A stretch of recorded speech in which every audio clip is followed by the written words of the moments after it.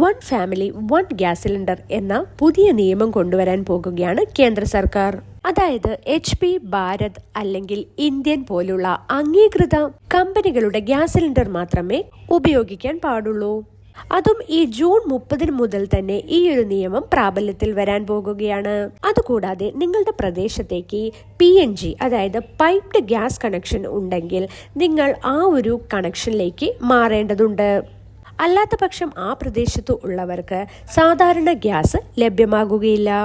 ഇതുകൂടാതെ കേന്ദ്ര സർക്കാരിന്റെ മറ്റൊരു അറിയിപ്പ് കൂടി വന്നിരിക്കുകയാണ്. സ്ത്രീ ഉപഭോക്താക്കൾക്ക് 300 രൂപ സബ്സിഡിയായി ലഭിക്കുന്നതാണ്. അത് പരമാവധി 9 സിലിണ്ടറുകൾക്കായിരിക്കും സബ്സിഡി തുക ലഭ്യമാകുക. മറ്റൊരു കാര്യം കൂടി ശ്രദ്ധിക്കുക, ഇലക്ട്രോണിക്കൽ KYC ഒക്കെ പൂർത്തിയായവർക്ക് മാത്രമായിരിക്കും ഈ ഒരു സബ്സിഡി തുക ലഭ്യമാകുക. കൂടാതെ പ്രധാനമന്ത്രി ഉജ്ജ്വൽ യോജന ഗ്യാസ് കണക്ഷൻ എടുത്തവർക്കായിരിക്കും ഈ ഒരു സബ്സിഡി ലഭ്യമാകുക.